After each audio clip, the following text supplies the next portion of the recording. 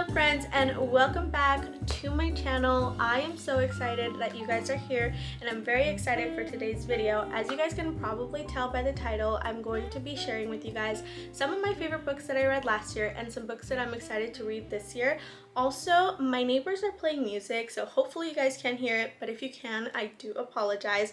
But let's go ahead and get started with today's video. So last year was a very good reading year for me. I feel like I had so many 5-star and 4-star reads, and if you don't know yet, I do my rating by 1 to 5 stars, where 1 is not really good at all and 5 stars is like amazing and I have to have a copy. If I read it on my Kindle, you bet your butt I'm gonna go and purchase a physical copy to add as a little trophy for my bookshelf. So 5 and 4-star read for me is pretty good. A 3-star is kind of like whatever, and then 2 stars is kind of like I just forced myself to read it but I did not enjoy it. And then a 1-star, I don't think I've ever read a 1-star. I might have in the past, but like clearly 1-stars are not memorable because I can't even remember them.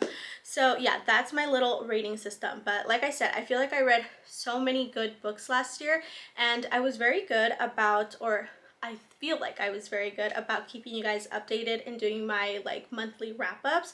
So a lot of books that I did love last year, you guys already heard about from me, but I kind of stopped uploading towards the end of the year. I'm sure you guys know, and I explained why. So you guys don't really know the books that I love towards the end. So I have some of those here, and I'm very excited to share them with you guys because these books were really good. I really love them, and so far if you have enjoyed the books that I've recommended to you on this channel, I'm sure that you're going to love these, and I hope that maybe you pick them up or one of them up because these are really good. I have my little stack of books here. It is 5 books. It's a mixture of like romance, kind of thriller, mystery vibes, but the first one that I have is In the Company of Witches by Aura Lee Wallace. So In the Company of Witches is a super cute little cozy murder mystery. I rated it a 5 out of 5 stars. I absolutely loved it. This was one of the books that we read for my book club, and I feel like everybody pretty much loved it. It's just so cute, and because it's like a murder mystery situation, it kind of keeps you on your toes and it's a little bit suspenseful, but then there's the cozy cutesy aspect to it. So I really enjoyed this book. For me, it's kind of like a mix between Gilmore Girls meets Practical Magic meets Sabrina the Teenage Witch. It's a really good mix, I feel like, of all those things. So I just loved it because I love all those things. But there's 3 main characters. They are all witches. It's 2 aunts and then their niece. The aunts have their powers, but the niece, something happened to her and now she doesn't have her powers, or she doesn't like use them.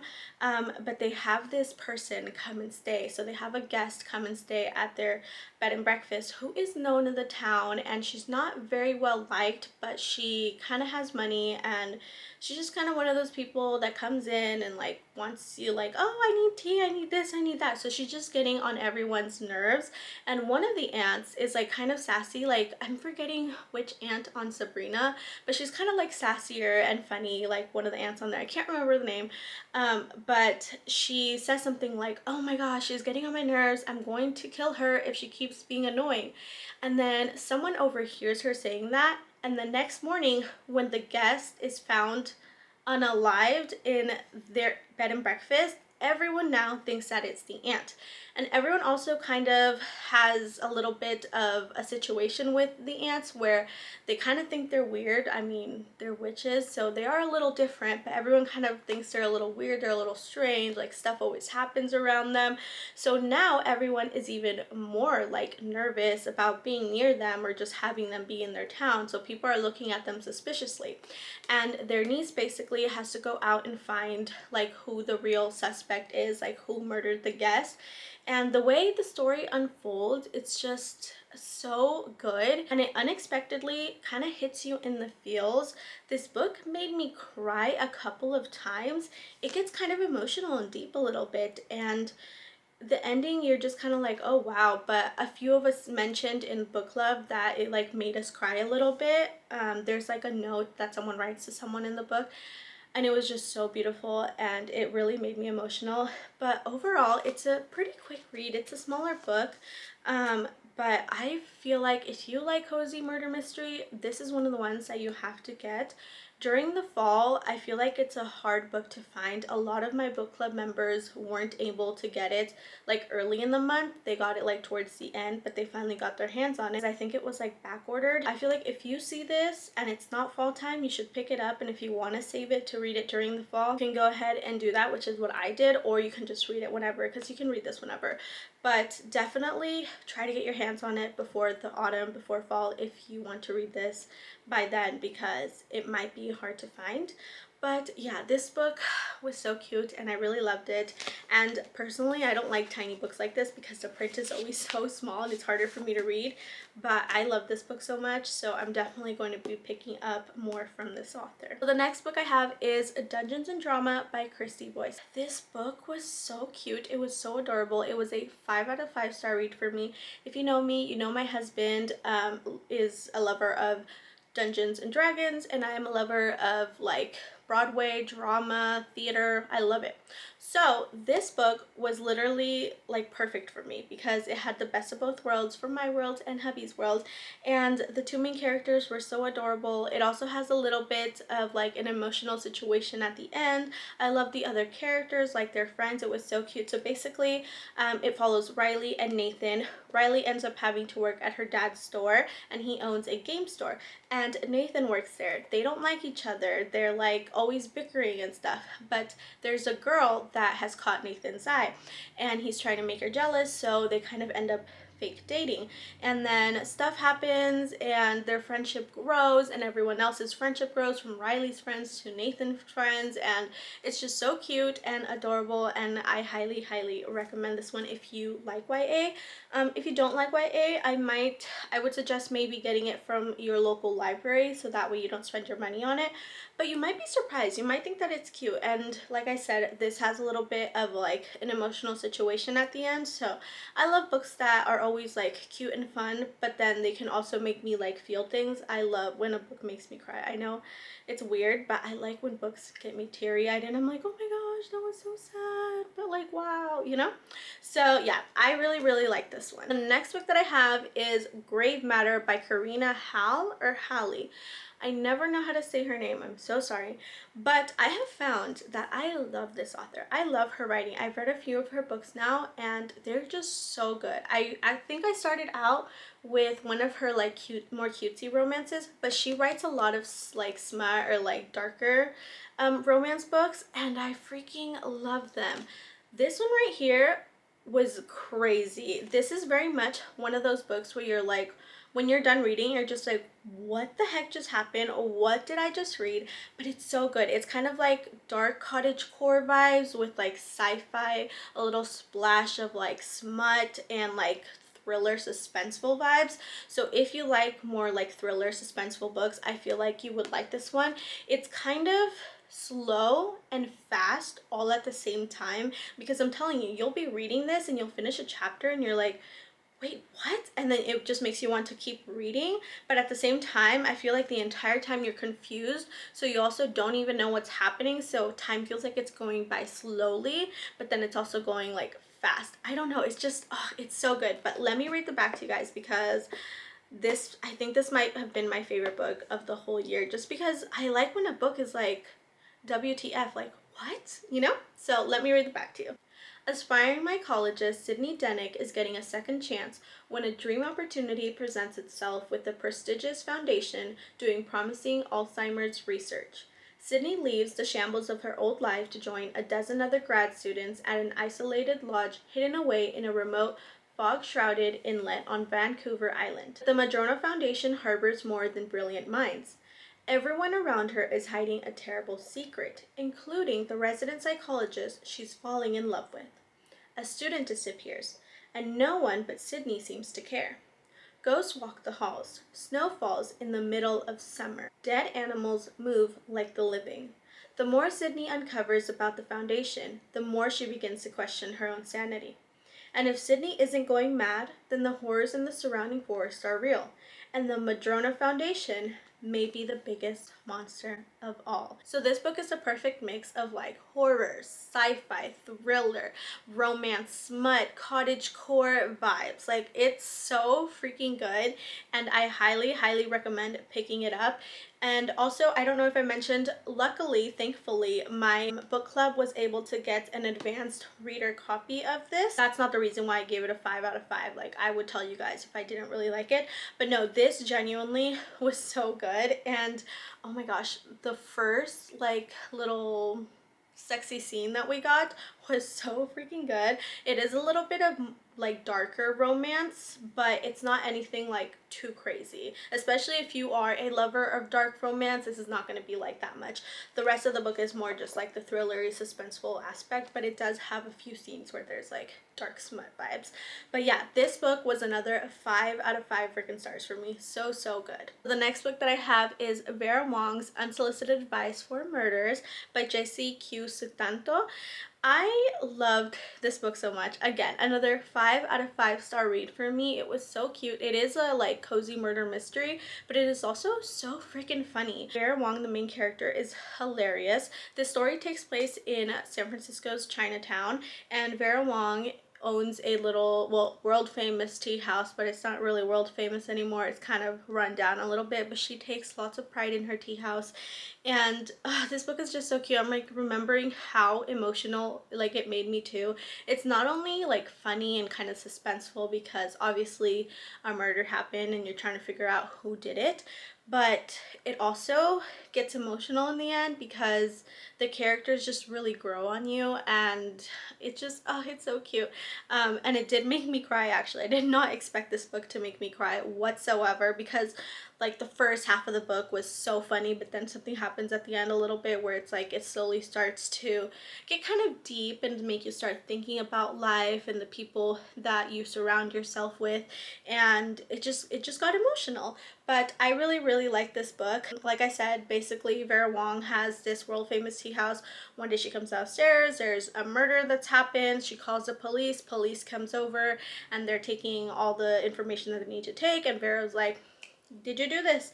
Did you do the body tape? Where's the body tape? Why is there no body tape? And they're like, ma'am, or you know, the outline of the body, they're like, ma'am, we don't do that. That's more just like in shows. And she's like, you are clearly not a good police officer. You guys don't know what you guys are doing. And so she takes it upon herself to try and solve the murder. So she finds these clues, and these clues lead her to certain people, and all these people are potential suspects, but she slowly starts to kind of create a relationship with them, create a friendship, and everyone is like kind of connected in a way. It's kind of like found family in a way, but obviously one of them is a potential murderer, so it's kind of like, oh, Vera, you like them, but one of them could be a killer, murderer, so you know, what are you gonna do? But it's just, it's so emotional, but so funny and so cute, and I really recommend this one. And I'll show you guys, I have another book from this author that I'm very excited to read. The last book that I have is The Asenda by Isabel Cañas. Now, this book was recommended to me by my friend Weeping Over Words over on Bookstagram. If you're not following her, check her out. She has a lot of good like horror type book recommendations.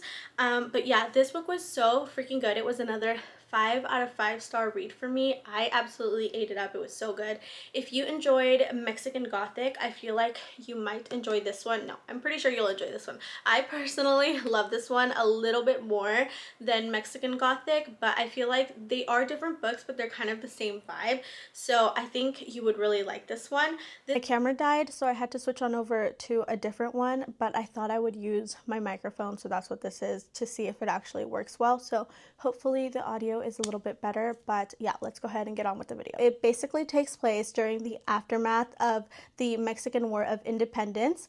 The main character, Beatriz, she ends up barely making it out of her house alive after people like burned it down and killed her father, and she ends up having to move in with one of her aunts who's like a huge bitch and is like kind of racist to her and her mom because I think it was her mom's sister, but she didn't approve of the man she married, so Beatriz's father, because he was darker skinned and he was seen as a like lower than them in status, I guess.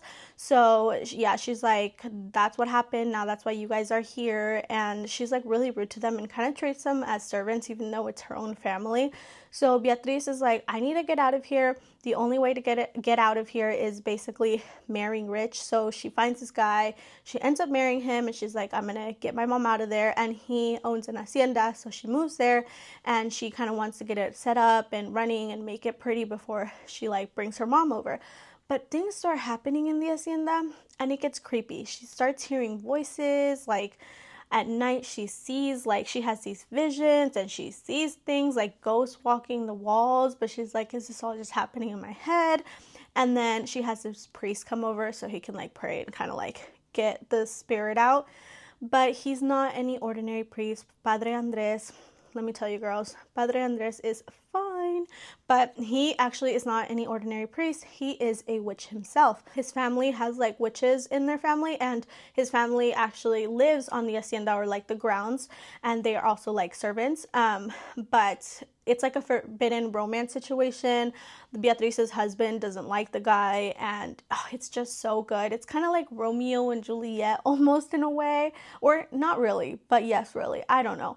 But it's just so good. And there's a scene at the end where the way it was just written and everything was described, I could totally picture it. I felt like I was in a movie watching it, and like it was all happening. It was just so good, and it was like very action packed. But yeah, I really, really like this book. And again, if you like Mexican Gothic, I really think you would enjoy this one, and I would recommend picking it up. There's also another book that just came out, or I don't know if it just came out, but I think it's called Vampires of the North, by the same author, and I really want to pick that one up. But also, she, as you can probably tell, is a Latina author, so she also has her books in Spanish. So si hablas español y no hablas inglés o quieres aprender español, puedes comprar su libro en español. If you want to learn Spanish or you speak Spanish, you can purchase her books in Spanish too. So that's something that I thought that was really cool, and I kind of want to try maybe get it in Spanish from the library or something, because I can speak Spanish, but I feel like I can't really understand all the words, so I kind of want to get better too, so I might pick it up. But yeah, super, super highly recommend this book. And now I'm going to be sharing with you guys the books that I'm excited to read for next year. I'm kind of going to rapid fire these because my dogs are starting to whine because they want to go out. So the first book that I have here is The Teller of Small Fortunes by Julie Leong? Not quite sure. But I've heard that this book is like super cute and cozy fantasy vibes. I believe there might be a little bit of romance in it. It's basically about this woman who like goes on a journey, and she's like, I think either gathering people to help her on like a mission to gain magical objects, or honestly, I don't even know. I can't remember, but I got it from Book of the Month, and I'm very excited to read it just because, like I said, I've been loving the cozy type of breed, so I'm excited for this one. Now, the next book, I actually just picked this up, I think like a weekish ago.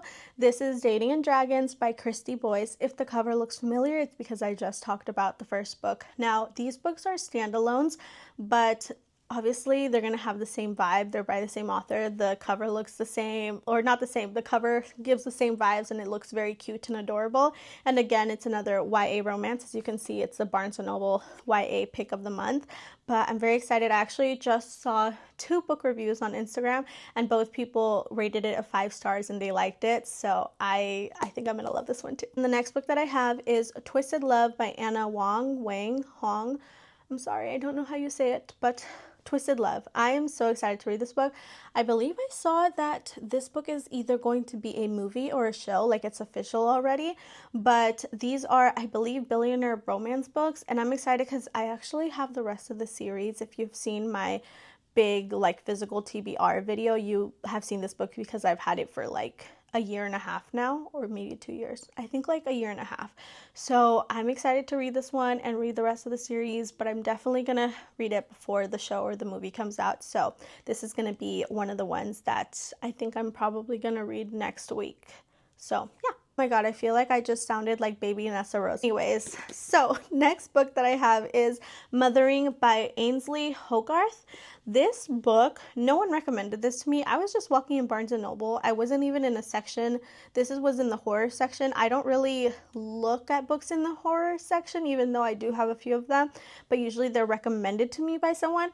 But this cover just stood out to me. Like, look at it. It's so cute, and like, I don't know, it just intrigued me, so I picked it up. And this book says that it's let's see, she's dead in the basement and she's refusing to leave. When Ralph and Abby Lamb move in with Ralph's mother Laura, Abby hopes it's just what she and her mother-in-law need to finally connect. After a traumatic childhood, Abby is desperate for a mother figure, especially now that she and Ralph are trying to become parents themselves. Abby just has so much love to give to Ralph, to Laura, and to Mrs. Bondi, her favorite resident at the long-term care home where she works. But Laura isn't interested in bonding with her daughter-in-law. She's venomous and cruel, especially to Abby, and life with her is hellish. When Laura takes her own her ghost starts to haunt Abby and okay. So the mother-in-law takes her own life and the ghost starts to haunt them. That sounds interesting. So I'm excited to read this one. And the next book that I have, I'm sure you know this book. I'm sure you know the entire series. You've probably read the entire series by now. But this is A Court of Mist and Fury. It is the second book in the ACOTAR, A Court of Thorns and Roses series. Is that what it is called? Like the actual series? I think it is. Or A Court of, is that what it's called? I don't know. Let me know in the comments. But this is the second book in the series, and I've had this book for a while too, but it is so big. And I've read books this big actually, but usually I'll read them on my Kindle, and then when I'm done, I'm like, girl, that was like 400 pages, 500 pages, like I didn't even realize. So I feel like the fact that it looks big is daunting to me, and that's why I keep putting it off. But I really, really want to read this one because everyone, and I mean absolutely everyone, says that this book is like the best book in the series. So I don't know, I'm excited. I love the first book and everyone's like, just wait till you get to the second one. So yeah, I'm excited to read this one, and I promise I will read it in the next couple of months. Because I want to read the other ones too, you know what I mean? But this one's bigger, so it'll take me a little longer. So I don't know. But I definitely will read it this year. I pinky promise. The last book that I have to share with you guys that I am excited to read for the new year is Dial A for Aunties. Now, if the cover style looks familiar and the author, Jessie Q. Sutanto, looks familiar to you, is because I also just talked about her book. So this is the same author as the Vera Wong book.